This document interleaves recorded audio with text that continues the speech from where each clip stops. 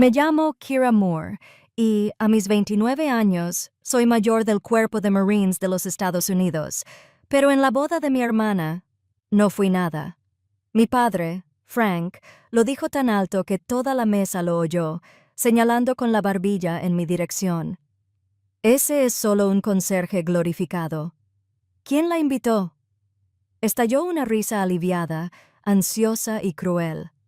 Mi madre solo negó levemente con la cabeza, una señal silenciosa para no armar un escándalo. Mi hermana, la novia, se dio la vuelta rápidamente. Nadie se acercó. No sabían que había enviado un mensaje minutos antes, un mensaje que lo cambiaría todo. Y entonces el padre del novio se levantó de la mesa principal. La sala pareció deformarse. Forks se detuvo en el aire. Saludó con un gesto brusco, tan firme y definitivo como una bandera ondeando al viento. «Señor, con el debido respeto», resonó su voz. «Tiene un rango superior al de todos los que estamos aquí. Si alguna vez tu propia familia te ha hecho sentir invisible, cuéntame desde dónde lo ves. Dale a me gusta y prepárate para el día en que finalmente se rompió el silencio». La recepción de la boda se celebró en los Altos Hornos de Cary, un monumento histórico nacional a las afueras de Pittsburgh. Era un lugar construido para celebrar fantasmas, los fantasmas de la industria, del acero estadounidense, de hombres como mi padre. Los imponentes hornos de color óxido, silenciosos durante décadas, se alzaban sobre la carpa de la recepción como dioses esqueléticos de una religión olvidada. A mi padre le encantaba. Para él, esto era una catedral de auténtico trabajo, sudor y tesón. Para mí, era como un cementerio. Dentro de la tienda, habían intentado suavizar la decadencia industrial con guirnaldas de luces colgadas entre enormes vigas de acero. El efecto era inquietante, como poner un tapete de encaje en un acorazado. Un aire denso y húmedo de Pensilvania flotaba en la tienda, impregnando una extraña mezcla de aromas. El aroma dulce y ahumado del cerdo desmenuzado y la salsa barbacoa del buffet, el toque avinagrado de la ensalada de papa, el olor terroso del pan de maíz, todo ello superpuesto al olor metálico y húmedo del acero viejo y frío. Era el olor de un mundo del que había escapado, un mundo en el que ya no encajaba. Me sentía como una pieza de máquina fuera de lugar, diseñada con precisión para una función que aquí no existía. Encontré mi mesa asignada en un rincón, una especie de tierra de nadie entre las mesas principales de la familia y las de los primos lejanos. Desde mi posición privilegiada podía verlo todo. Observé a mi padre, Frank, presidiendo la corte cerca de la barra. Tenía una botella de cerveza Iron City en su mano gruesa y callosa, con la etiqueta ligeramente despegada por la condensación. Estaba en su salsa, rodeado de sus hermanos y algunos compañeros de construcción, riendo a carcajadas ante un chiste grosero que me alegré de no haber oído. Parecía completamente a gusto, un rey en su castillo de óxido y hierro. Y mientras sus ojos recorrían la habitación, finalmente me encontraron. No sonrió. No me saludó. Simplemente me sostuvo la mirada un instante, con un destello de frialdad y calculadora en su expresión. Supe con la certeza de un soldado que conoce el sonido de una bala que me aproximaba que yo era su próximo objetivo. No esperó mucho. Tras otro trago de cerveza, se acercó a nuestra mesa, no para saludarme, sino para actuar. Se inclinó, apoyando las manos en el respaldo de la silla de mi primo Anoni, ignorándome deliberadamente, aunque estaba sentado a su lado. Estaba haciendo un espectáculo para la mesa, para mis tías, mis tíos, la gente que me había visto crecer. Me señaló con la barbilla, un gesto de puro desprecio. «Esa», empezó, con la voz grave y sorda, pretendiendo transmitir. «¿Es solo un conserje glorificado?» Hizo una pausa, dejando las palabras flotando en el aire, con una sonrisa petulante y satisfecha extendiéndose por su rostro. «¿Quién la invitó?» Las palabras me impactaron con fuerza física. No fue solo el insulto, por grosero e ignorante que fuera. Fue la declaración pública. No solo estaba menospreciando mi carrera como oficial de logística en la Infantería de Marina, estaba revocando mi derecho a estar presente en la boda de mi hermana. Le estaba diciendo al mundo que yo era una vergüenza, una porquería que debería haber sido barrida bajo la alfombra. Por una fracción de segundo me quedé sin aire. La música alegre, el tintineo de las copas, todo se desvaneció en un zumbido sordo y rugiente en mis oídos. La conmoción fue como una ola de frío que me inundó, amenazando con arrastrarme. Pero el golpe más profundo no vino de Frank. Llegó en los 3 segundos siguientes. Primero, la risa.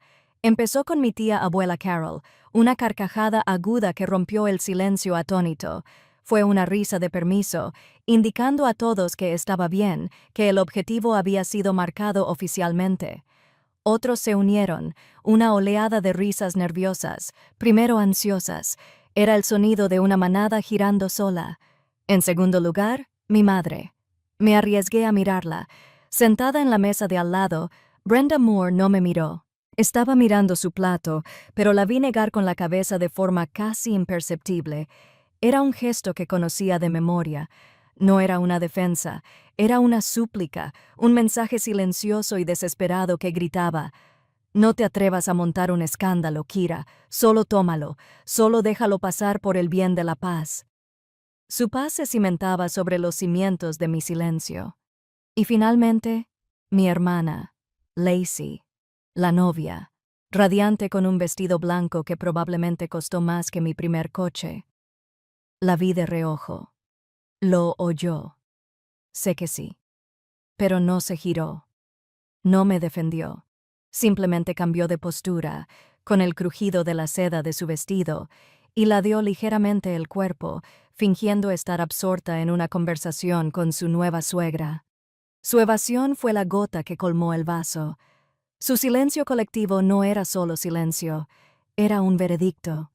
Fue una confirmación unánime y estruendosa de las palabras de mi padre. «Sí, tiene razón. No perteneces aquí». No respondí. No lloré. Ni siquiera me moví. Mi entrenamiento, la brutal e implacable disciplina que me habían inculcado en el alma en Quantico, se apoderó de mí. Mi cuerpo se paralizó. Me concentré en una sola acción controlable. Inhalé por la nariz contando hasta 4. Aguanté. Exhalé por la boca contando hasta 4. Era una técnica que usábamos para bajar el ritmo cardíaco bajo fuego para mantener la calma cuando el mundo explotaba a nuestro alrededor. Reducí mi campo de visión, reduciendo la cavernosa y hostil habitación hasta que lo único en mi universo fue la mesa de roble frente a mí. Estudié la veta profunda de la madera, recorriendo las líneas con la mirada, concentrándome en su realidad sólida e inquebrantable. Las risas, los susurros, la cobardía de mi madre. Todo se convirtió en un ruido lejano, fuera de mi control. Entonces, a través de la mesa, sentí una sutil vibración. Era el roce inconfundible de la pata de una silla contra el suelo de hormigón, seguido del movimiento de un hombre corpulento que se ponía de pie. No tuve que levantar la vista. Sabía quién era. El mensaje de texto que le había enviado al general Peterson unos minutos antes había sido una simple cortesía. Un oficial subordinado informando a un oficial superior de su llegada. «General, señor, solo para avisarle que he llegado». Nunca esperé una respuesta. Pero en ese momento, al sentir su presencia cambiar la gravedad de toda la sala, me di cuenta de que ese simple mensaje se había convertido en mi señal de socorro. Esa sensación en la boda, el frío y aplastante peso de ser borrado por mi propia familia, no era nuevo, era solo una representación pública de una obra privada que habían estado ensayando toda mi vida.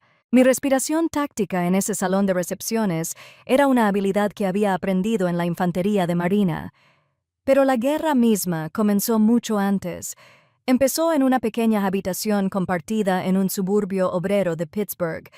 Esa habitación era un mapa perfecto de la constitución tácita de la familia. Estaba dividida por una línea invisible en el medio. 2 mundos separados bajo un mismo techo. El lado de encaje era una explosión rosa.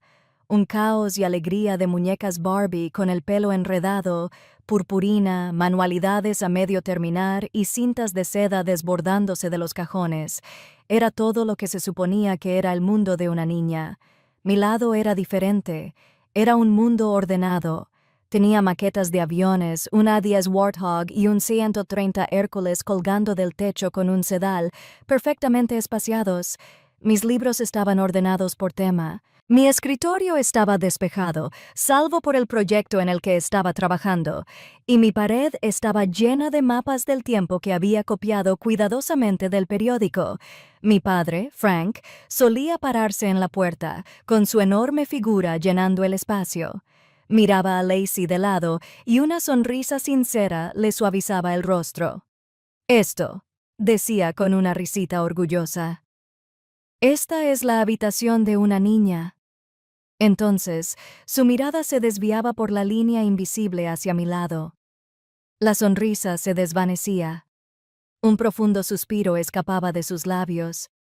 De esos que sueltas cuando miras un formulario de impuestos que no entiendes. Y esto, murmuraba, más para sí mismo que para mí. Esto parece la maldita oficina de Hacienda. No solo comentaba nuestras elecciones de decoración, estaba juzgando nuestra propia naturaleza. Lacey era un encanto. Yo era un problema por resolver. Ese sentimiento se cristalizó en 8º grado. Siempre me habían atraído los sistemas, comprender cómo funcionaban las cosas o, más a menudo, cómo se estropeaban. Para la Feria de Ciencias del colegio, me volqué por completo en un proyecto sobre logística de evacuación de emergencia para nuestro pueblo. No era un volcán de bicarbonato de sodio, era un análisis detallado de varias páginas con diagramas de flujo, mapas de densidad de población y tiempos de respuesta calculados. Gané el primer lugar. Recuerdo el peso del listón azul en mi mano. La oleada de orgullo fue tan intensa que casi me mareó. Estaba deseando que mis padres lo vieran durante la jornada de puertas abiertas esa noche. Mi madre vino, me dijo que era muy elegante, cariño, y luego se fue a charlar con otro padre. Pero yo estaba esperando a Frank. Cuando por fin llegó, con un ligero olor a serrín y cerveza, se acercó directamente a mi expositor. Contuve la respiración. Observó con los ojos entrecerrados los complejos gráficos, con el ceño fruncido. No me dirigió la palabra. En cambio, se volvió hacia mi profesor de ciencias, el señor Davies, que estaba cerca. Con un gesto de desdén hacia mi proyecto, Frank dijo: «Mis hijos tienen aficiones raras, al menos eso la mantiene ocupada». Nunca me miró a los ojos, nunca me hizo una sola pregunta. Frente al único maestro que vio mi potencial, mi propio padre había reducido mi mayor logro a una costumbre peculiar y una pérdida de tiempo. El orgullo que sentía se convirtió en una vergüenza intensa y ardiente que me quemaba el estómago. La lección final llegó el año que cumplí 16. Para el 16.0 cumpleaños de Lacey, mis padres le compraron un Toyota Corolla usado, pero confiable. Hubo pastel, globos, toda la celebración. Ella era la bebé. Necesitaba que la cuidaran. Más tarde ese año, me seleccionaron para un programa académico de una semana en Washington, D.C., una gran oportunidad. Solo necesitaba cubrir el transporte y el alojamiento. Tenía algo de dinero ahorrado de mi trabajo de medio tiempo empaquetando comestibles, pero me faltaban unos $200. Le pregunté a Frank si podía ayudarme. Me sentó a la mesa de la cocina y me dirigió una mirada que debía pasar por sabiduría paternal. «Kira, eres la mayor. Tienes que ser autosuficiente», dijo con voz firme. «Lacey es la bebé. Necesita que la cuiden». Además, añadió, dando el golpe final, «sé que tienes esa cuenta de ahorros. Infórmate». Fue la primera vez que comprendí la cruel ironía de mi rol en la familia. Mi responsabilidad no era una virtud que se recompensara. Era un arma que se usaba en mi contra. La despreocupación de Lacey era motivo de mimos. Mi diligencia era motivo de abandono. Usé mis ahorros y me fui de viaje, pero nunca más le pedí nada. La biblioteca pública se convirtió en mi refugio. Era un lugar donde las reglas eran claras y el sistema funcionaba. No leía para la escuela, leía para comprender.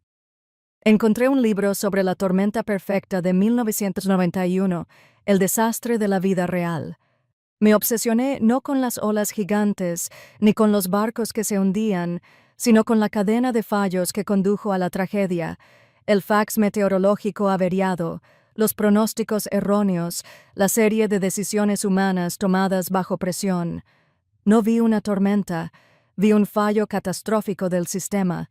Entonces me di cuenta de que no quiero subirme a la ola.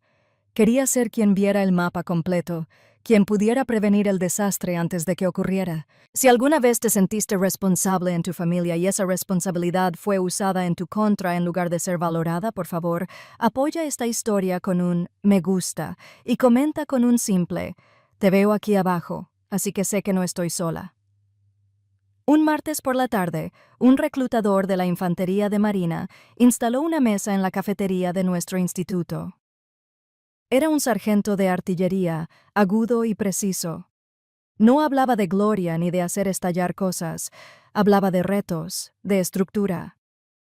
Señaló una línea en su póster, una frase que nunca había oído. Dijo: la gente cree que las guerras se ganan con armas. No es así. La logística gana guerras.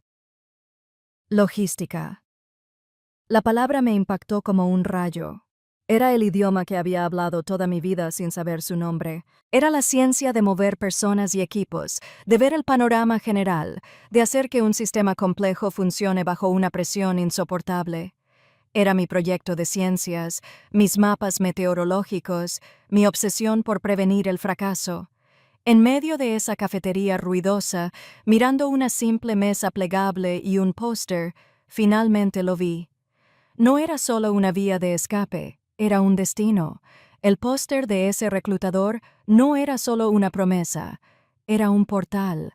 Cruzarlo me llevó directamente a las puertas de la Escuela de Oficiales en Quantico, Virginia. Y cruzar esas puertas me llevó directamente al infierno, o al menos el sofocante porche delantero del infierno. El calor veraniego de Virginia es algo vivo. Es una espesa capa de humedad que se pega a la piel, llena los pulmones y se niega a desaparecer ni de día ni de noche. Ese calor era el telón de fondo constante de la característica principal de OCS, los gritos. Desde el momento en que bajamos del autobús, el mundo se convirtió en un coro incesante de voces de instructores, ásperas y guturales, diseñadas para descomponerte en tus componentes para poder reconstruirte como oficial de la Marina. Corrimos hasta que nos ardían los pulmones. Nos deslizamos agachados por el barro y la grava hasta que nuestros codos y rodillas eran carne viva. Recorrimos pistas de obstáculos que parecían diseñadas por un satista, llevando nuestros cuerpos al límite y exigiendo cada vez más. Nunca fui el corredor más rápido.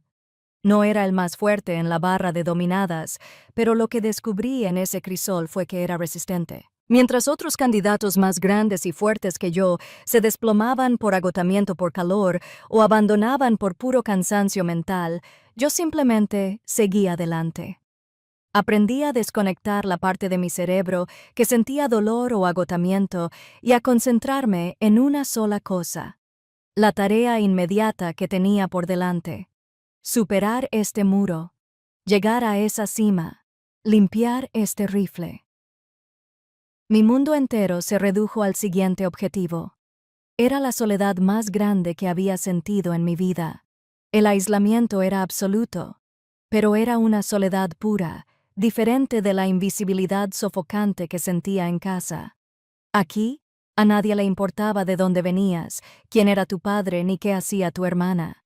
El sistema era brutal, pero justo. La única pregunta que importaba era: ¿podrás completar la misión? Por primera vez, sentí que pisaba tierra firme. A mitad del curso de 10 semanas, durante un raro momento de tranquilidad después de la vaca vespertina, hicieron la llamada del correo. Un montón de cartas del mundo exterior, un salvavidas para la mayoría de los candidatos. Nunca esperé nada, así que me sorprendí cuando el sargento gritó: ¡más! Mi corazón dio un vuelco desconocido. Era una carta de mi madre. La llevé de vuelta a mi estante, con las manos ligeramente temblorosas al abrir el sobre. Dentro había una foto satinada de Lacey, de 4 orejas y 6 pulgadas. Sonreía, con los dientes increíblemente blancos, luciendo un vestido azul brillante. Era su foto del baile de graduación. La letra cursiva y pulcra de mi madre llenaba la página. «Hola, cariño», empezaba. «Todo está bien aquí en casa. Tu padre acaba de terminar de arreglar el porche trasero. Tu hermana Lacey siempre está muy ocupada con sus amigas. Ya sabes cómo es. Espero que estés comiendo lo suficiente». Eso era todo. Ni una sola pregunta sobre cómo estaba, ni una palabra de aliento, ningún reconocimiento de la dura prueba a la que me sometía. Era un informe meteorológico de un planeta que ya no habitaba. Al doblar la carta, una última frase escrita al final con la letra gruesa y agresiva de mi padre me llamó la atención. «Espero que te estén enseñando a fregar bien el suelo». Me quedé mirando las palabras. La tinta se filtraba ligeramente en el papel barato. No había ira ni tristeza, solo una claridad profunda y escalofriante. Esta carta no era un intento fallido de conectar. Era un recordatorio del lugar que me habían asignado en su mundo. Era un mensaje de mis carceleros, que me avisaban para asegurarse de que recordaba mi sentencia. Con cuidado rompí la carta y la fotografía en 4 cuadrados pulcros y los tiré a la basura. No eran para alimentar mi ira, eran un peso muerto, y yo viajaba ligero. Una semana después, tuvimos nuestro último examen de navegación terrestre. Nos dejaron en medio de un denso bosque de noche, con un mapa, una brújula y una serie de coordenadas. La misión: liderar a tu equipo de fuego a los 5 puntos y llegar a la zona de extracción a las 05 celos. El candidato a cargo del equipo contiguo al mío era un exjugador de fútbol americano universitario, un tipo corpulento que afrontaba cada problema con fuerza bruta. Vi a su equipo adentrarse en el bosque intentando tomar la ruta más directa, una línea recta a través del terreno más espeso e implacable. Yo hice lo contrario. Reuní a mi equipo, extendí el mapa en el suelo bajo la luz roja de mi frontal y me tomé 5 minutos para estudiar el terreno. Vi un profundo barranco al que el otro equipo se dirigía directamente. Vi el lecho sinuoso de un arroyo que representaba una ruta más larga, quizá media milla más larga, pero era un camino bien definido que rodeaba la parte más difícil del terreno. Una cita del general James Mattis, un marine sobre el que había empezado a leer, resonó en mi cabeza. El punto más importante en el campo de batalla es el que está entre las orejas. No íbamos a luchar contra el terreno, íbamos a usar la cabeza y dejar que el terreno trabajara a nuestro favor. Tomamos el camino más largo. Avanzamos a un ritmo constante y silencioso, confirmando nuestra posición en cada punto de control. 2 horas después, llegamos al punto de extracción, cansados, pero serenos. Fuimos el primer equipo en regresar. Media hora después, el equipo de fútbol americano salió del bosque a trompicones, arañado, cubierto de barro y sin haber alcanzado uno de sus puntos de referencia. Habían fracasado. A la mañana siguiente, mi instructor, un formidable sargento de artillería con el pecho repleto de condecoraciones y un rostro que parecía tallado en granito, me llevó aparte después de la formación. Me preparé para un ataque verbal. Se quedó allí un momento, mirándome de arriba abajo, sin pestañear. No me elogió, no sonrió, solo asintió levemente, casi imperceptiblemente. «Más», dijo con un gruñido bajo. «No piensas como un candidato, piensas como un oficial de logística. Sigue así». Se dio la vuelta y se alejó. Sentí ligereza en todo el cuerpo. Fueron quizás una docena de palabras, pero en esas 12 palabras sentí algo que nunca había sentido de mi propio padre. Reconocimiento.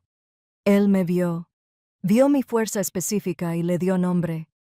Ese reconocimiento valió más que cualquier medalla. Fue el primer ladrillo que sentó las bases de una nueva mujer. Una mujer cuyo valor no se definiría por la familia en la que nació, sino por las misiones que pudiera cumplir. Las palabras del sargento de artillería en Cuántico no fueron solo una despedida, fueron un nombramiento.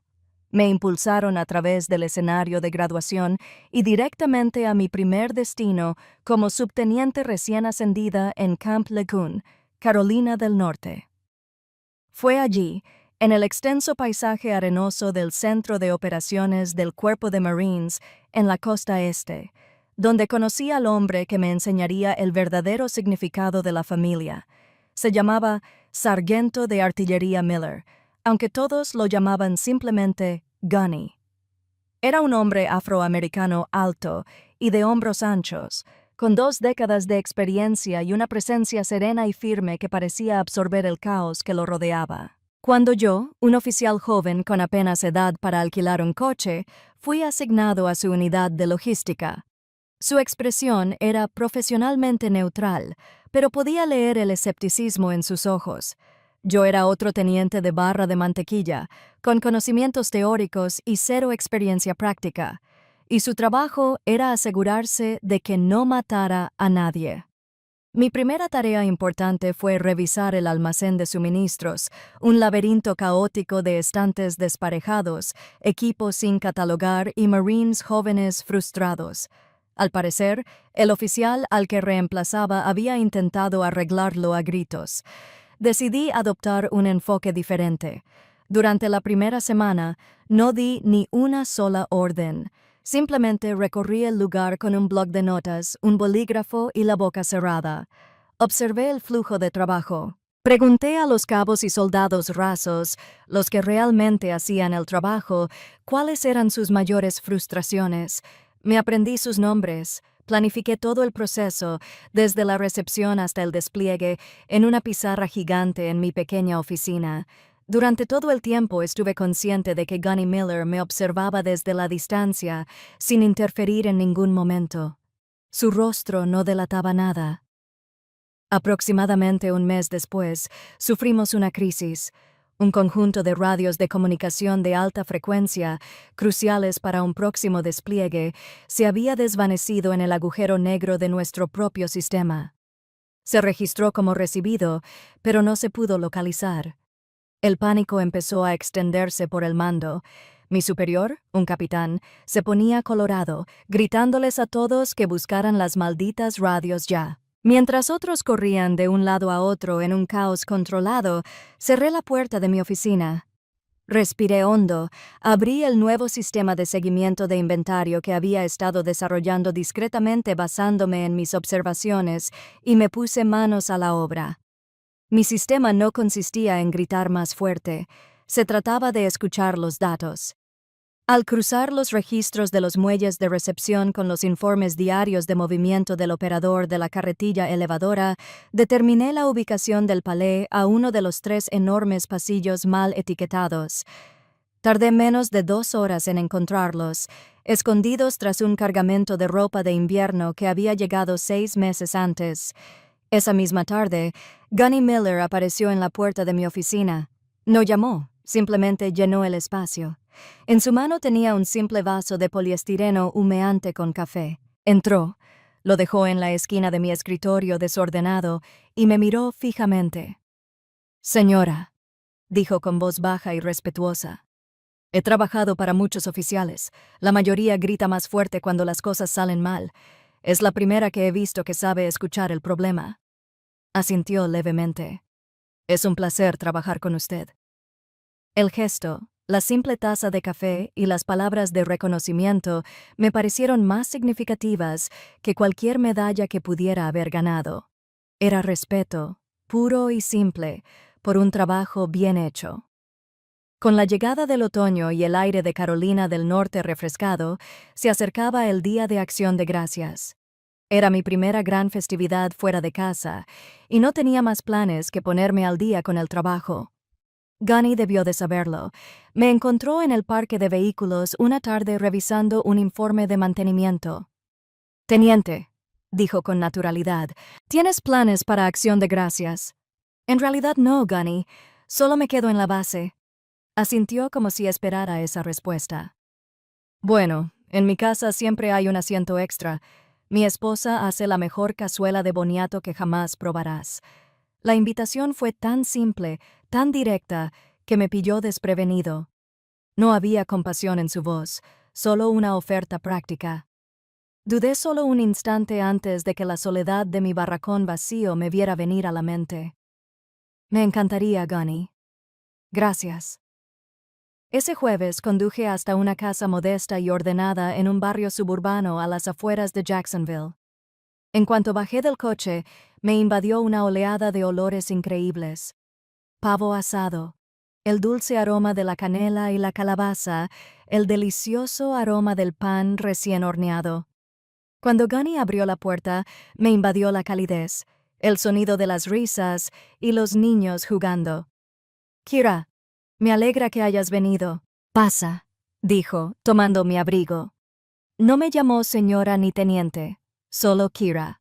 Me presentó a su esposa Sarah, una mujer de sonrisa cálida y sincera, y a sus hijos y a un puñado de invitados más, compañeros Marines y sus familias. Nadie me preguntó por mi rango ni por mi trabajo. Me preguntaron de dónde era, qué música me gustaba, si ya había probado la salsa de arándanos. Sarah me condujo a la cocina, un bullicio de caos controlado. «Me vendría bien que me ayudaran con estas patatas, si no te importa», dijo, entregándome un pelador. Así que me quedé allí, apoyado en la encimera de la cocina de un desconocido, pelando patatas junto a una mujer que acababa de conocer. El sonido de un partido de la NFL zumbaba en el televisor de la sala, y sentí una paz tan profunda que casi me temblaron las rodillas. Me sentí en casa. Más tarde esa noche, al terminar la fiesta, ayudaba a Gunny a recoger los platos de la mesa del comedor. «Espero que lo haya pasado bien, teniente», dijo, apilando los platos. «Me lo pasé genial, Gunny. Muchas gracias por invitarme. Su familia es maravillosa». Dejó lo que estaba haciendo y me miró, con expresión seria pero amable en el fondo, y dijo en voz baja: «Nos cuidamos entre nosotros. No está en el reglamento. Simplemente es nuestra forma de ser». Hizo una pausa, dejando que las palabras calaran hondo. «Eres parte de esta familia, teniente». Y con esa sola frase, el muro defensivo que había construido con tanto cuidado alrededor de mi corazón durante toda mi vida simplemente se derrumbó. No fue una explosión violenta, sino una desintegración silenciosa y completa.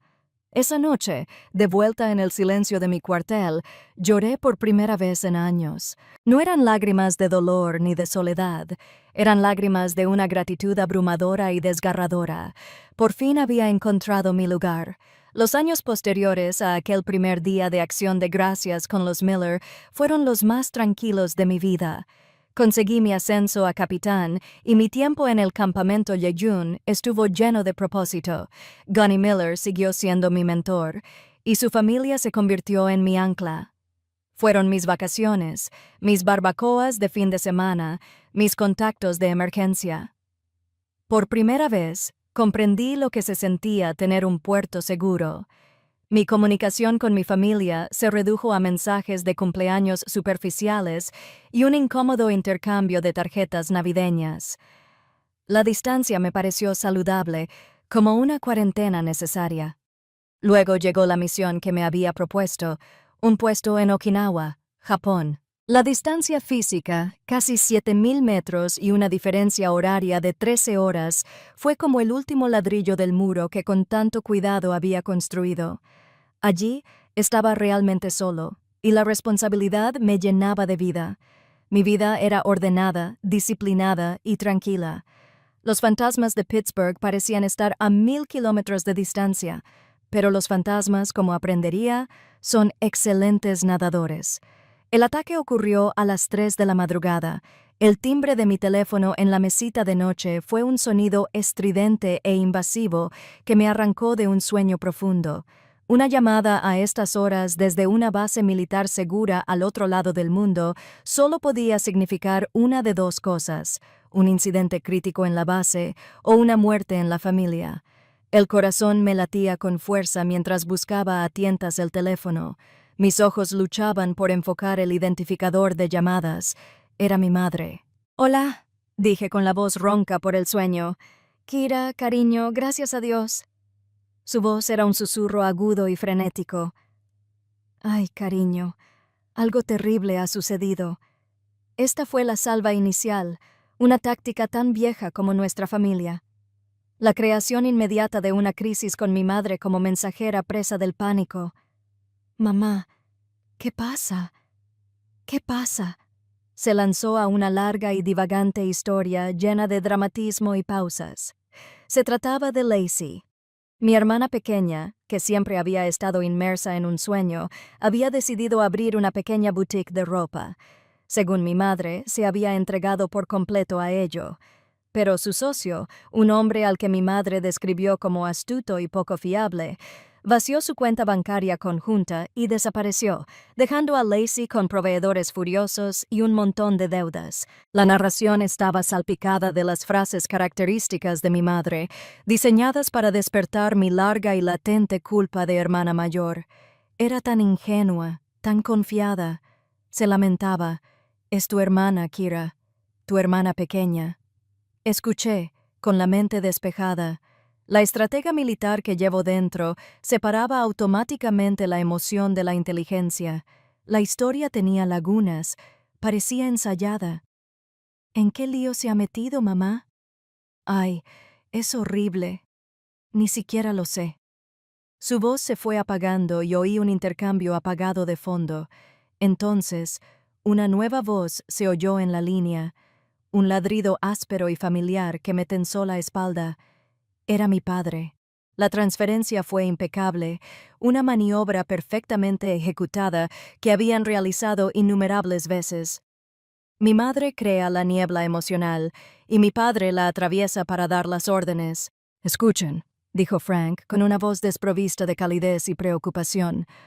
«No tengo tiempo para tonterías. Los niños están en un lío». «No dijo tu hermana», dijo la niña, como si fuera una propiedad problemática. «Necesita $15,000 ahora.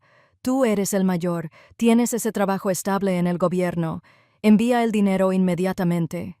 La cifra me impactó como un puñetazo. $15,000. Era una cantidad astronómica, casi absurda. Era más de lo que tenía en toda mi cuenta de ahorros. «Papá, eso es un montón de dinero», dije, intentando mantener la voz firme. «No puedo conseguir esa cantidad de dinero de la noche a la mañana. También necesitaría algo de tiempo». Una risa áspera y desagradable me interrumpió. «¿Tiempo?», se burló, con desprecio destilando cada sílaba. «¿Para qué necesitas tiempo? ¿Para sentarte en tu oficina con aire acondicionado en alguna isla y mover papeles? Tu hermana está lidiando con la vida real aquí, Kira. El mundo real, no tu pequeño juego de ejército imaginario». El ataque fue rápido y brutal, alcanzando a todos los viejos objetivos. Menospreció mi carrera, desestimó mi vida y minimizó mi éxito. Pero esta vez fue peor. No solo me insultaba, intentaba arrastrarme de nuevo al papel que él había creado para mí, la conserje inútil y obligada que les debía todo. «No te hagas la importante para esta familia», gruñó. «No nos debes una. Yo te crié. Te di un techo. Es hora de pagar tus deudas». Los viejos sentimientos familiares me invadieron como una oleada de veneno. Pánico, culpa, una necesidad desesperada e infantil de detenerlo todo. La chica de 16 años en la mesa de la cocina quería disculparse, prometer que haría lo que fuera para terminar con el sermón. Pero no era ella quien sostenía el teléfono. La capitana Kira Moore era una oficial del Cuerpo de Marines de los Estados Unidos que había gestionado cadenas de suministro multimillonarias y liderado a Marines en una zona de guerra. La mujer a la que Gunny Miller respetaba. La mujer que había encontrado a su propia familia. Respiré hondo una sola vez. Inhalé por la nariz, exhalé por la boca. El caos en mi mente se calmó. El pánico se disipó. Cuando hablé, mi voz no era la mía. Era más fría, más tranquila e infinitamente más fuerte. «Revisaré la situación», dije, con palabras precisas y cortantes, como si estuviera dando una actualización del campo de batalla. «Volveré a llamar después de analizar mis opciones». Hice una pausa, sin dejar lugar a discusión. «Fuera». Entonces colgué el teléfono, acallando la furia que se acumulaba al otro lado de la línea. No grité, no tiré el teléfono contra la pared, no lloré. Simplemente me incorporé en mi cama, en la oscuridad de mi habitación en Okinawa, sintiéndome como un escudo protector. El silencio que siguió a la llamada fue absoluto, y en ese silencio comprendí. No había sido una súplica desesperada de ayuda, no había sido una crisis familiar, había sido una emboscada calculada, un ataque coordinado diseñado para arrastrarme de vuelta a su órbita de disfunción. Era una invasión, y esta vez no me rendiría. Después de colgarle a mi padre, se hizo un silencio sobrenatural. Durante 2 semanas no hubo más llamadas frenéticas, ni mensajes de texto suplicantes, ni correos electrónicos, nada. Un soldado inexperto podría confundir el silencio con paz. Pero yo sabía que no era así. Este era un silencio táctico. Era la calma antes de una descarga de artillería, la calma inquietante antes de un ataque coordinado. Fue un castigo diseñado para generarme ansiedad, para hacerme dudar de mi propia decisión, para arrastrarme hacia atrás y suplicar perdón. Intenté concentrarme en mi trabajo, concentrándome en los horarios de despliegue y los informes de la cadena de suministro, pero un leve zumbido de ansiedad me seguía a todas partes. Sentía que estaba esperando a que cayera el otro zapato. No cayó. Me lo lanzaron a la cabeza con una puntería vil y calculada. El ataque llegó en forma de correo electrónico, no de mis padres, sino de mi tía Carol, la hermana menor de mi madre. Carol era una persona amable que siempre me había tratado con una calidez que me resultaba extraña en mi familia. Sus correos solían estar llenos de noticias sobre su jardín y fotos de sus gatos. Este era diferente. El asunto decía simplemente, pensando en ti. Sentí frío en las manos al abrirlo. Querida Kira, escribió. No sé si debería contarte esto, pero mi conciencia no me deja en paz, después de ti. Bueno, después de la llamada sobre Lacey, Frank tomó cartas en el asunto para resolver el problema. Kira vendió la vieja caja de herramientas del abuelo, toda, los cepillos de mano, los cinceles, todo. Les dijo a todos que la había comprado a buen precio y que solo estaba acumulando polvo en el sótano. En fin, lo siento muchísimo. Sé lo mucho que significaban esas herramientas para ti. Leí el correo 3 veces, pero las palabras no tenían sentido. Mi abuelo, el padre de mi madre, había sido carpintero. Era un hombre tranquilo y amable que olía a serrín y a paciencia. Fue la única persona en mi infancia que observó mi extraña mente analítica y vio un don, no un defecto. Me enseñó a leer mapas topográficos y a usar la brújula. Me dejaba pasar horas sentado en su taller, viéndolo hacer milagros con la madera. Sus herramientas eran su legado. Eran hermosas piezas antiguas de acero y madera, desgastadas por sus manos.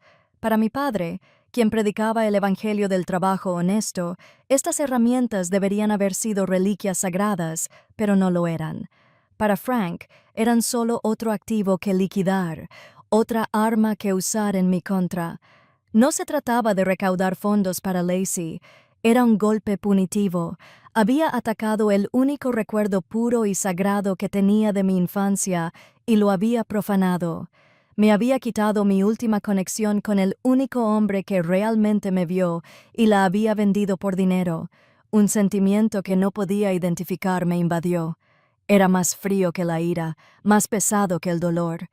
Era la sensación de que algo dentro de mí finalmente se rompía. El teléfono me pesaba muchísimo en la mano al marcar su número. Mi madre contestó, con un tono de culpabilidad ensayado. Kira, cariño, los vendió, dije. No era una pregunta. Tenía que hacerlo, Kira. Gimió, con la patética excusa ya preparada. Lacey necesitaba el dinero con urgencia. Tu padre, ponlo al teléfono, dije con voz apagada. Oí que pasaban el teléfono y entonces la voz beligerante de Frank me llenó los oídos. No había remordimiento, solo desafío. Es mi casa, mi propiedad. No ibas a ayudarme, así que ni te atrevas a opinar ahora. En realidad me estaba culpando. Nada de esto habría sucedido si su propia hermana hubiera hecho lo correcto desde el principio. Entonces, por primera vez, oí una tercera voz.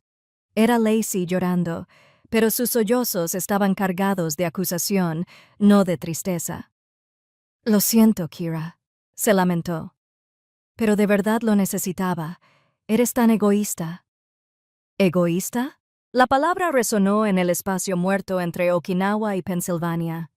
Toda mi vida había sido la responsable, la autosuficiente, la que nunca pedía nada, y en su retorcida realidad, mi negativa a ser su cajero automático personal me convertía en egoísta. Si alguna vez te han llamado egoísta simplemente por poner un límite para protegerte, dale a «me gusta» ahora mismo y comenta con la palabra «hecho». Si sabes lo que se siente decir «basta» por fin, una extraña y aterradora claridad me invadió. El dolor se había ido, la ira se había ido, solo quedaba la fría, dura e innegable verdad. Nunca cambiarían, nunca me verían, solo verían un recurso para usar y un objeto al que culpar. Interrumpí su coro de acusaciones, con una voz tan tranquila que no parecía la mía. «Estaré en casa para la boda de Lacey», dije. «Tengo que estar allí». Una risa triunfal y desagradable surgió del lado de mi padre. «Bien», gruñó, «ya era hora de que entraras en razón». «No», dije, bajando la voz a un susurro gélido. «Voy a casa a despedirme». Hice una pausa, dejando las palabras suspendidas en el aire por un momento, cortantes y definitivas para todos ustedes. Terminé la llamada antes de que ninguno pudiera responder. No colgué el teléfono de golpe. Lo dejé con cuidado sobre la mesita de noche. La batalla acababa de declararse, no con un grito de rabia, sino con una promesa silenciosa y mortal. La invasión había terminado. La contraofensiva estaba a punto de comenzar. El vuelo de Okinawa a Pittsburgh duró 17 horas de silencio absoluto. No vi películas. No escuché música. Pasé todo el tiempo transformando mi dolor y mi rabia en algo frío, duro y útil. Un plan. La tormenta emocional había pasado. Ahora el oficial de logística estaba al mando. En cuanto pisé suelo estadounidense, hice mi primera llamada. No a mi familia, sino al único hombre en cuyo consejo confiaba plenamente. Gunny Miller, ahora jubilado y viviendo una vida tranquila en Carolina del Norte, contestó al segundo timbre. «Mayor Moore», dijo con la voz tan cálida y firme como siempre. «¿A qué debo este honor?» No perdí el tiempo con cumplidos ni arrebatos emocionales.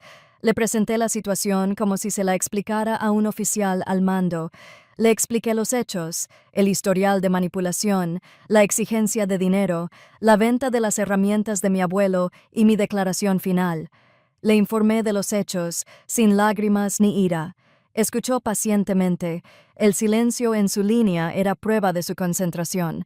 Cuando terminé, no mostró compasión ni trivialidades. Dio una directiva. «Mayor», dijo, y noté que me había ascendido de teniente en su memoria, una muestra de su eterno respeto.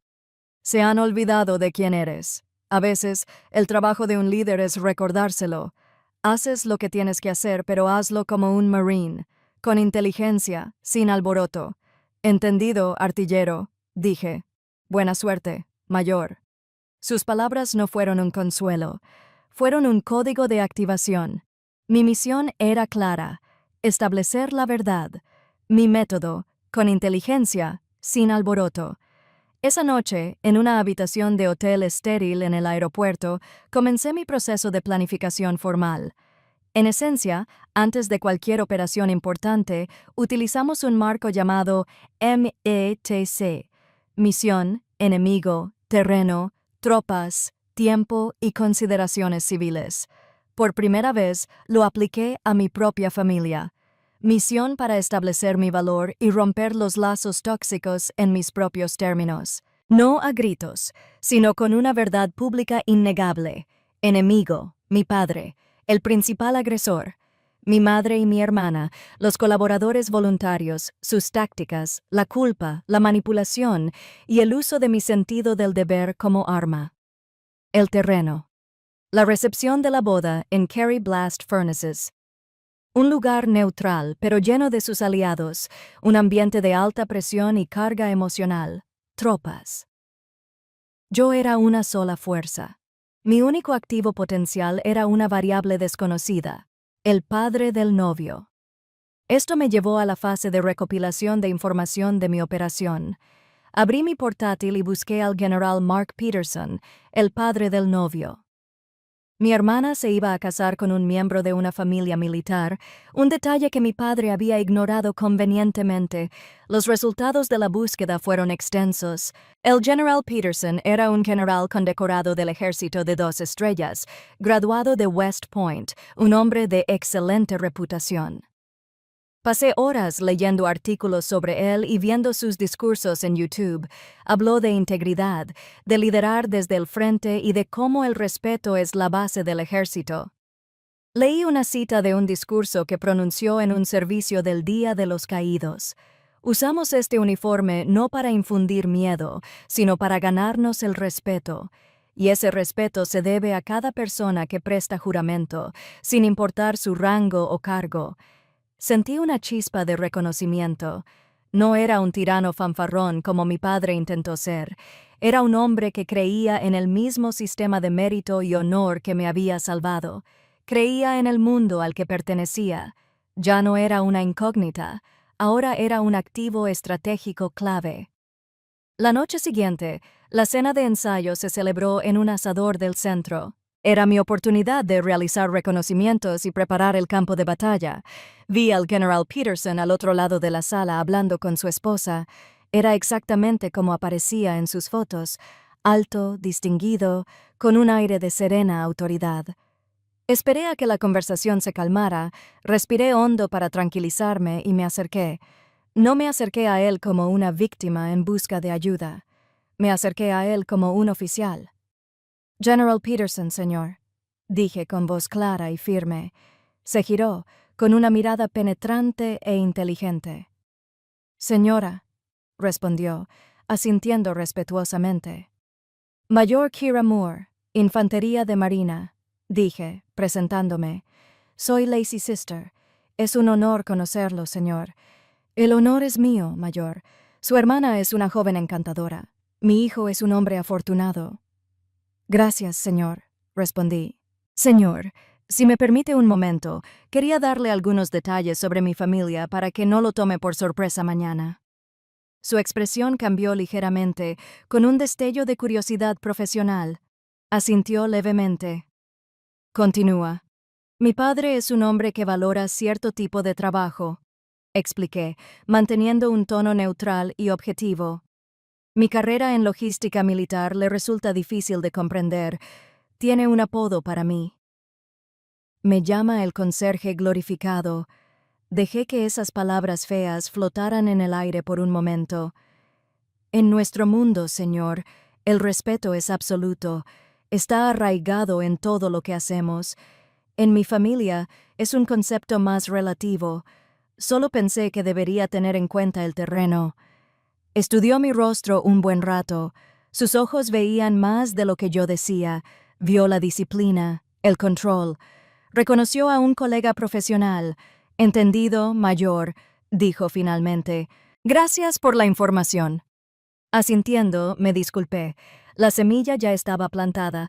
No le había pedido nada. Simplemente le había proporcionado información a un oficial superior. Lo que él hiciera con ella era decisión de su mando. De vuelta en mi habitación de hotel esa noche, me enfrenté a mi última decisión táctica. Mi uniforme.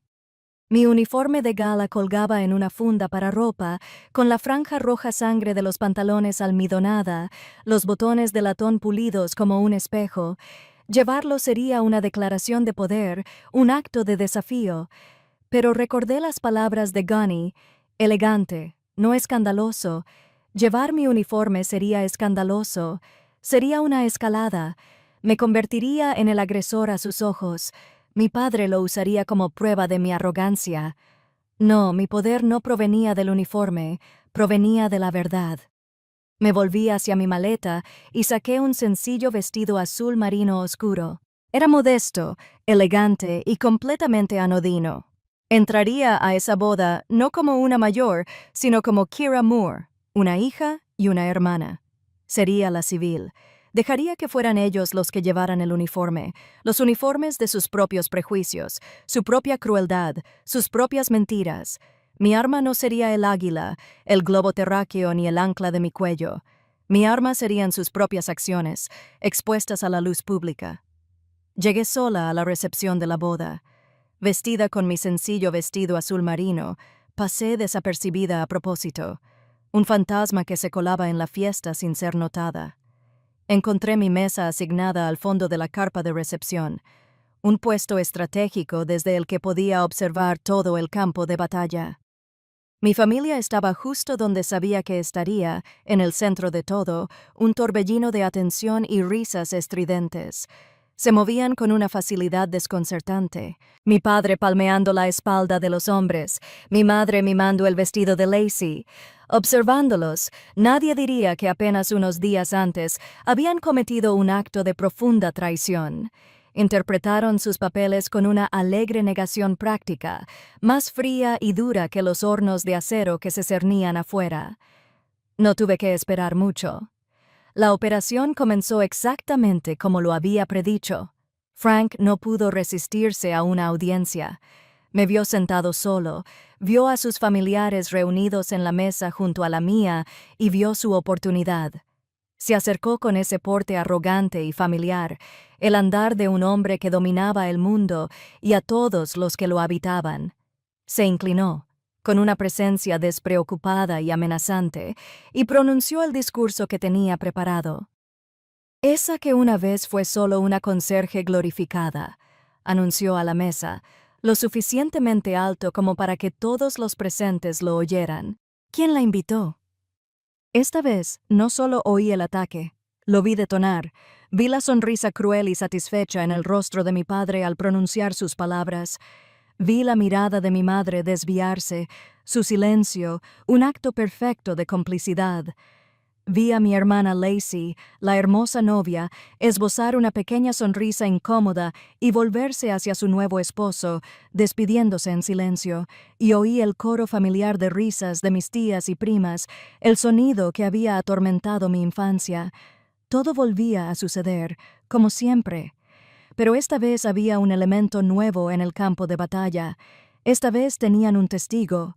Y entonces sucedió. Mark Peterson se levantó de la silla.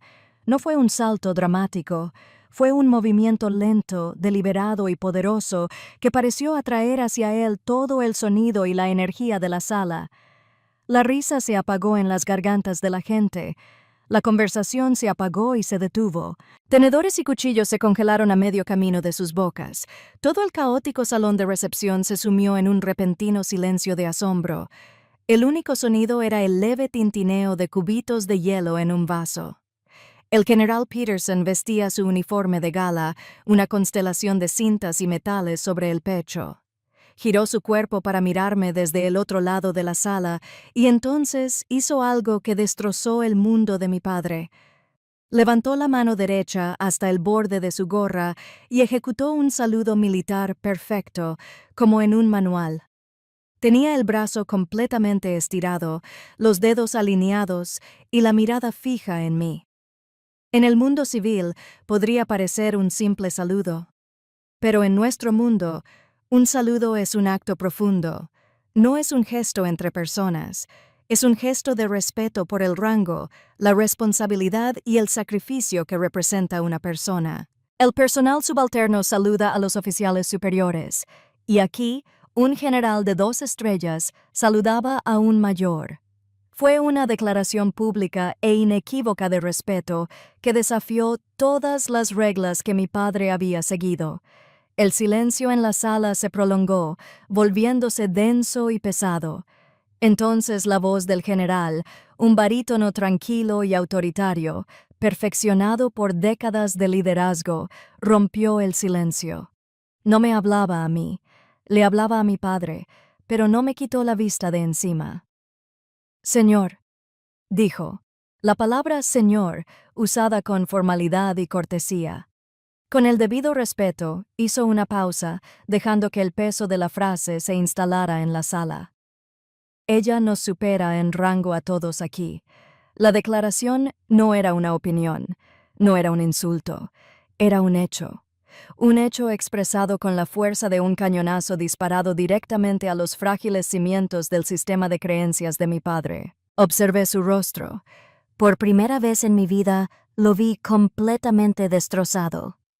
La presunción se desvaneció, reemplazada por una confusión absoluta y boquiabierta. Su mundo, un lugar sencillo donde él era el rey, donde los hombres trabajaban con sus manos y las mujeres eran guapas o útiles, acababa de ser trastocado. Este hombre, este general, un hombre al que Frank era biológicamente incapaz de faltarle al respeto, acababa de usar el mismo lenguaje de fuerza y jerarquía que mi padre adoraba para declararlo equivocado, total y fundamentalmente equivocado. El propio sistema se había vuelto contra él. Su cerebro no podía procesarlo. Su rostro palideció, de un gris pálido y enfermizo. Una fina capa de sudor le cubrió la frente. Abrió la boca, pero no emitió ningún sonido. Me miró. Realmente me miró como si fuera la primera vez, y en sus ojos no vi odio, sino la aterradora inexpresividad de un hombre cuya realidad acaba de evaporarse.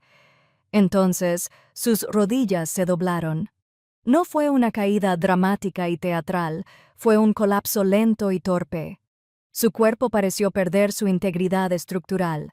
Se inclinó hacia un lado, sus grandes y poderosas manos se aferraron al respaldo de una silla, pero no la alcanzaron. Cayó desplomado, aterrizando en el suelo con un golpe sordo y espantoso. La gente se quedó sin aliento. Mi madre gritó su nombre, pero yo sabía lo que acababa de presenciar. No fue un infarto, no fue un derrame cerebral, fue el colapso de una visión del mundo. Fue el sonido de décadas de ignorancia arrogante y deliberada, haciéndose añicos en un frío suelo de hormigón. El conserje glorificado acababa de derrumbar la maldita catedral. Tras el colapso de mi padre, un silencio extraño y surrealista. Los paramédicos llegaron, lo revisaron y concluyeron que probablemente se trataba de una síncope vasovagal, un simple desmayo causado por un shock emocional repentino. Lo llevaron a una pequeña oficina privada en el salón principal para que descansara, y la recepción de la boda hizo todo lo posible por fingir que no había pasado nada. La música volvió a sonar, un poco demasiado alta, un poco demasiado alegre, pero el ambiente cambió para siempre. El aire estaba cargado de una nueva conciencia. La gente evitaba mi mirada, no con el desprecio de antes, sino con una especie de respeto incómodo y nervioso. La verdad, una vez detonada, deja una lluvia radiactiva. Salí al aire fresco de la tarde, necesitando un momento para procesar el repentino y violento final de una guerra que había librado toda mi vida. La sensación no era la euforia triunfal que podría haber esperado. Era un silencio hueco y resonante. La adrenalina se desvaneció, dejando tras de sí un profundo agotamiento. Oí pasos en la grava detrás de mí y, al girarme, vi al general Peterson acercándose. Se detuvo a pocos metros, dándome espacio. No mencionó a mi padre, no ofreció disculpas ni explicaciones. Simplemente me miró con la mirada clara y firme de un comandante. Mayor, dijo con voz tranquila y serena. A veces la verdad necesita una escolta armada. Gracias por permitirme proporcionársela. Me quedé atónito. No me trataba como a una damisela en apuros a la que acababa de rescatar. Me hablaba como a un igual, un aliado en una operación exitosa. Sus palabras fueron una confirmación mucho más profunda que el saludo. Reconocía mi estrategia, mi valentía. Me decía que no solo había actuado por mí, sino que había actuado conmigo. Gracias, general, logré decir, con la voz cargada de una emoción que no podía identificar. Su apoyo fue decisivo. Asintió con un gesto brusco y volvió adentro, dejándome sola con mis pensamientos. La victoria fue real, pero las consecuencias fueron desastrosas y me perseguían. Mi madre me encontró primero. Tenía los ojos enrojecidos e hinchados, su rostro una máscara de cansada acusación. «Mira lo que has hecho», susurró con voz temblorosa. «Tu padre está humillado. ¿No podías haberlo dejado pasar un día? ¿Por qué siempre tienes que complicar tanto las cosas?» Miré a mi madre, la mujer cuya misión de toda la vida fue mantener la paz a cualquier precio, y por primera vez no sentí rabia, solo una profunda tristeza insondable. «Lo dejé ir, mamá», dije con voz suave pero firme. «Lo dejé ir durante 29 años. Tu paz se construyó sobre mi silencio. El precio se volvió demasiado alto». Me miró fijamente, abriendo y cerrando la boca, incapaz de comprender una realidad donde sus necesidades no fueran el centro del universo. Se dio la vuelta y huyó antes de que pudiera decir nada más. Luego llegó Lacey, una visión de encaje blanco y resentimiento latente. Su boda perfecta se había visto empañada. «Arruinaste mi boda», susurró, en voz baja y furiosa. «Tenías que centrarte en ti, ¿no? Se suponía que hoy era mi día». «No, Lacey», respondí, con la misma voz tranquila, pero con el peso de décadas. «Papá lo hizo. Él trajo su guerra a tu boda. Y tú y mamá siempre lo han guiado». La verdad de sus palabras pendía entre nosotros, cruda e innegable. Ella no tenía respuesta.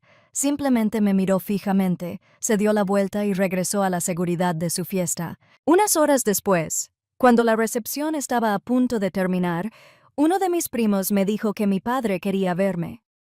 Lo encontré en la pequeña oficina, sentado en una silla plegable, con una apariencia más pequeña y mayor que nunca. No me miró cuando entré.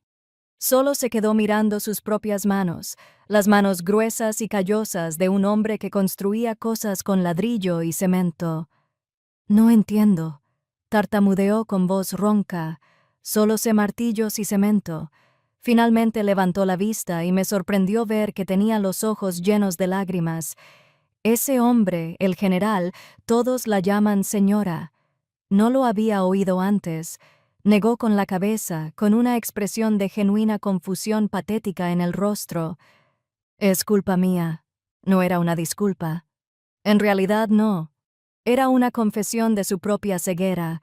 No borró los años de dolor, la crueldad deliberada, el robo de la memoria de mi abuelo. Pero fue una grieta, la primera pequeña fractura en la fortaleza de su orgullo. Fue más de lo que jamás imaginé que recibiría. No me apresuré a abrazarlo. No le dije que estaba bien. El daño era demasiado profundo para una simple venda. Simplemente me quedé allí parada y asimilé su confesión rota. «Lo sé, papá», dije en voz baja. Me giré para irme, pero me detuve en la puerta. Tenía una última cosa que decir, un último límite que trazar. Lo miré, asegurándome de que me estuviera mirando. «Siempre seré tu hija», dije con voz clara y sin malicia. «Pero ya no quiero ser tu conserje. De ahora en adelante, exijo respeto». Lo asimilé. «Si no puedes darme eso, entonces necesitaré distancia». No era una amenaza. Era una declaración de nuevos términos, un tratado de paz ofrecido tras una guerra larga y dolorosa. Al salir de aquella habitación, dejándolo solo con los restos de su visión del mundo, las palabras de la oración de la serenidad resonaron en mi mente. «Dios, concédeme la serenidad para aceptar lo que no puedo cambiar. No pude cambiar a mi padre, no pude deshacer el pasado. El coraje para cambiar las cosas que puedo, pero podría cambiar las reglas del juego». Podría cambiar lo que estaba dispuesto a aceptar y la sabiduría para reconocer la diferencia. Finalmente, fui lo suficientemente sabio para reconocer la diferencia. El perdón, me di cuenta, no se trataba de olvidar lo que hicieron. Se trataba de liberarme de la carga de su juicio. Mi guerra no había terminado. La siguiente fase, el largo y silencioso trabajo de sanación, apenas comenzaba. 3 años después de la boda de mi hermana, el mundo parecía diferente, o quizás era solo que lo veía con otros ojos. Me habían ascendido de nuevo, y mi carrera me había llevado a un lugar del que antes solo había leído, el Pentágono. El trabajo era exigente, un mundo complejo de logística global y planificación estratégica que me desafiaba a diario. Era justo donde pertenecía. La distancia que había exigido a mi familia se había convertido en una nueva y tranquila realidad. No era la relación cálida y relajada que veía en otras familias, pero era pacífica. La guerra había terminado. Habíamos construido una tregua sobre los frágiles cimientos del respeto que yo había establecido ese día. Mi padre, a su torpeza, intentó acortar distancias. Cada pocas semanas llegaba un sobre Manila a mi apartamento de Washington, D.C. Dentro encontraba un artículo de periódico que él había recortado, generalmente algo del Wall Street Journal sobre cadenas de suministro militares o presupuestos de defensa. Nunca había una nota, pero entendí el gesto. Era su forma de intentar aprender mi idioma para comprender el mundo del que una vez se había burlado con tanta saña. Era su forma de disculparse, la única que sabía dar. Lacey y yo encontramos nuestra propia paz provisional después de que ella tuviera a su primer hijo, un niño llamado Sam. Cuando sostuve a mi sobrino por primera vez, mirando sus pequeñas y perfectas manos, los viejos resentimientos parecieron desvanecerse. En la experiencia universal compartida de amar a un hijo, encontramos un pequeño punto en común. La sanación fue lenta, imperfecta e incompleta, pero estaba sucediendo.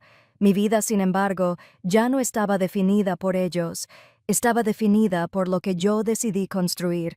Los fines de semana me desprendía de mi identidad como mayor Kira Moore. Me convertí simplemente en Kira, una hermana mayor del programa Big Brothers Big Sisters of America. Mi hermana pequeña era una niña de 14 años llamada Maya. Era muy lista, ferozmente independiente y tenía la costumbre de desmontar todos los aparatos electrónicos que caían en sus manos solo para ver cómo funcionaban. En sus ojos curiosos y analíticos vi un reflejo de la niña que yo era, la que cubría sus paredes de mapas meteorológicos. Mi trabajo no era solo ayudarla con su tarea de álgebra o llevarla a museos, aunque hacíamos bastante. Mi verdadera misión era ser la persona que necesitaba a su edad. Era ver su intensa curiosidad, no como un pasatiempo raro, sino como un superpoder. Cuando consiguió reconectar una lámpara rota, no solo le dije que era inteligente, le dije que era una solucionadora de problemas, una ingeniera en ciernes. Estaba decidido a asegurarme de que nunca tuviera que esperar hasta los 29 años para saber que su singular forma de ver el mundo era una fortaleza, no un defecto. Estaba pasando la antorcha, asegurándome de que el fuego que mi familia intentaba apagar en mí ardiera con fuerza en otra persona. Un martes por la tarde, llegó a mi puerta un pesado paquete cúbico. Tenía matasellos de Pittsburgh.